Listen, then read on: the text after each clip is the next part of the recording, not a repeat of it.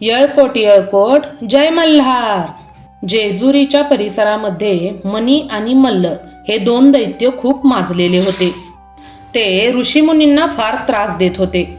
तेव्हा ऋषीमुनींनी कैलासावर जाऊन आपल्या महादेवांना ही सर्व हकीकत त्यांना समजून सांगितली. आपले श्री शंकर संतप्त झाले आणि त्यांनी आपल्या खंडोबारायांचा अवतार घेतला आणि ते मणी आणि मल्ल यांना वध करण्यासाठी त्यांच्याकडे चालून गेले. त्यांचा मार्तंड भैरवाने पराभव केला. त्या दैत्यांनी मरता मरता भैरवांचा धावा केला आणि आमच्या नावाने भक्त तुम्हाला ओळखू देत अशी विनवणी केली.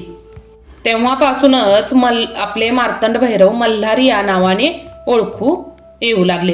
त्याचेच पुढे रूपांतर मल्हारी या नावामध्ये झाले. युद्धाच्या वेळी त्यांनी खांडा नावाचे शस्त्र वापरले होते. त्यावरूनच त्यांना खंडोबा असेही नाव मिळाले. मार्गशीर्ष शुद्ध प्रतिपदा ते षष्टी असे हे 6 दिवस युद्ध चालू होते. म्हणूनच हा कालावधी खंडोबाचे नवरात्र म्हणून देखील साजरा केला जातो. कांदा, लसूण, रोडगे, वांग्याचं भरीत आणि पुरणपोळीचा नैवेद्य देखील इथे दाखवला जातो. हा नैवेद्य खाण्यासाठी आपले खंडोबा आपल्या घरी येतात असे शास्त्रामध्ये लिहिलेले आहे किंवा लोकांची श्रद्धा देखील आहे.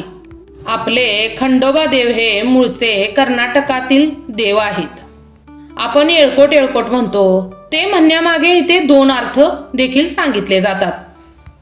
कानडीमध्ये येळू म्हणजे 7 आणि कोट म्हणजे कोटी. 7 कोटींच्या संपत्तीने धन धान्य संपत्ती आमच्या घरी येवो अशी प्रार्थना आपण देवाला करत असतो. म्हणूनच इथे म्हटलं जातं येळकोट येळकोट जय मल्हार. तसंच सैन्य देखील त्यांचं 7 कोटींचं होतं. म्हणून तिथे तळ आरती करताना देखील येळकोट येळकोट जय मल्हार अशी गर्जना केली जायची. आपले खंडोबा महाराष्ट्राचे आणि कर्नाटकाचे देखील लोकप्रिय दैवत मानले जाते. मणिमल्ल दत्तांचा पराभव करून कलियुगातील दुष्टांचा संहार करण्यासाठी मार्तंड भैरवांनी जेजुरी गडावर कायमचे वास्तव्य स्वीकारले होते आणि जेजुरी गडावरचे जागृत स्थान असे देखील मानले जाते. जेजुरी गडाच्या 200 पायऱ्या चढून वर गेल्यानंतर मल्हारी मार्तंडाचे म्हणजेच खंडोबा देवांचे दर्शन होते. 9 लाख पायरीचा डोंगर असे देखील जेजुरी गडाला म्हटले जाते. तुम्ही जेजुरी गड बघितला आहे का? तो अतिशय सुंदर आहे. तिथे भव्य सभामंडप आणि गाभारा असलेल्या या देवालयात प्रशस्त मोठी खंडोबांची आपल्या मूर्ती आहे. म्हाळसा, मणिमाला आणि खंडोबा अशा 3 मूर्ती देवळात आहेत. देवळात तलवार, डमरू आणि परळ या वस्तू जतन करून ठेवल्या आहेत. या पुरातन काळातल्या वस्तू आपल्याला आज देखील तिथे बघायला भेटतात. एकदम जड पुरातन काळातली तलवार उचलण्याचा इथे अवघड खेळ इथे दरवर्षी खेळला जातो. तलवार जास्त वेळ उंच धरून ठेवणाऱ्याला इथे बक्षीस देखील दिले जाते आणि ती आधीपासूनची परंपरा मानली जाते. दसऱ्याच्या दिवशी इथे खूप मोठी यात्रा भरते. तसेच सोमवती अमावस्याला देखील इथे भाविक खूप मोठ्याने गर्दी करतात. जेजुरीचे शिखर आणि समोरच्या मोठी दगडी कमानी यांचा प्रमाणासह तोल मराठी वास्तुकारांनी उत्तम साधला होता. दुर्दैवाने शिखर शिंगणापूर तीर्थक्षेत्राप्रमाणेच इथेही दाक्षिणात्य शैलीचे या वास्तूचे पूर्ण विशोभित शैलीचे शिखर नव्याने बांधण्यात आले आहे.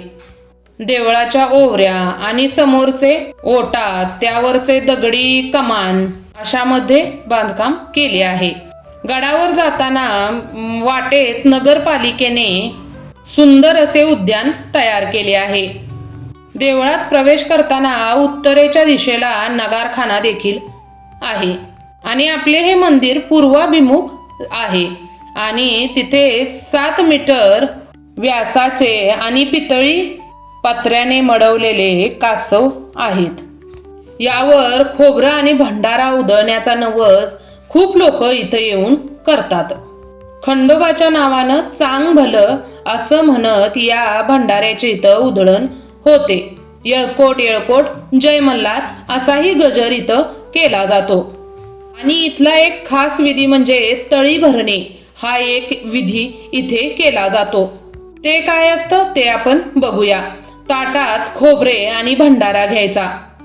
पूजा करून तळी म्हणजे ताट डोक्यावर घ्यायचं आणि खोबऱ्याची उधळण करायची. खंडोबा देव हे आपले सकाम देवता आहेत आणि अशीच तळी 3दा उचलून ठेवावी. खंडोबाच्या यात्रा आणि जत्रा चैत्र, पौष आणि माघ या 3 महिन्यात शुद्ध द्वादशी ते शुद्ध प्रतिपदा हे 5 दिवस, मार्गशीर्ष शुद्ध प्रतिपदा ते षष्ठी असे 6 दिवस आणि वर्षातील सर्व सोमवती अमावस्या आणि आश्विन शुद्ध प्रतिपदा आणि ते दशमी असे 10 दिवस भरतात. कावडी घालणे, वाघ्या मुरळी करून जागरण केले जाते किंवा तळी भरणे, बगाड किंवा गळ टोचून टांगून घेऊन देवास प्रदक्षिणा घालणे, लंगर साखळी तोडणे, विस्तवावरून चालणे अशा अनेक प्रकारे वेगवेगळ्या पद्धतीने येथे नवस मागितले जातात आणि त्यांची पूर्ती देखील केली जाते. पौशी आणि माघी पौर्णिमेच्या यात्रांसाठी इथे वराड, खानदेश, कोकण इत्यादी भागातून भाविक भक्त इथपर्यंत येतात. नवरात्रात पण देवाचा खूप मोठा उत्सव इथे साजरा केला जातो. जेजुरीला अनेक भाविक भक्त वेगवेगळ्या ठिकाणावरून इथं आपली श्रद्धा घेऊन येतात. खंडोबा हे शिव, भैरव आणि सूर्य या 3 देवांचे एकत्रित स्वरूप मानले जाते. म्हणूनच आपल्या खंडोबा देवांचा उपवास हा रविवारी करण्यात येतो. कडेपठारावर सुमारे 300 मीटर वरती डोंगरावर आणि 5 किलोमीटर अंतरावर मुख्य देऊळ आहे. किल्ला कोटा हे अत्यंत महत्त्वाचे स्थान खाली आहे. गेल्या अनेक शतकात सर्वजण जाती जमातीच्या भक्तांनी दगडी पायऱ्या, दीपमाळा आणि कमानी इथे उभारल्या आहेत. या सर्व बांधकामात मराठी वास्तुकला आणि निसर्गाशी एकरूपता दिसून येते. दीपमाळेचे अनेक प्रकार, कमानीवरतील चित्रे आणि नक्षी पाहिल्यावर जेजुरीच्या गतवैभवाची कल्पना जरूर मनात येते. आपल्या चॅनलवरचे नवनवीन व्हिडिओ पाहण्यासाठी तुम्ही आपल्या चॅनलला एक सबस्क्राईब नक्की करून ठेवा आणि आपला हा व्हिडिओ तुम्हाला आवडला असेल तर एक लाईक नक्की करा. भेटू लवकरच अशाच एखाद्या व्हिडिओमध्ये. तोवर स्वतःची काळजी घ्या आणि आपल्या घरातल्यांची काळजी घ्या. येळकोट येळकोट जय मल्हार. धन्यवाद धन्यवाद धन्यवाद.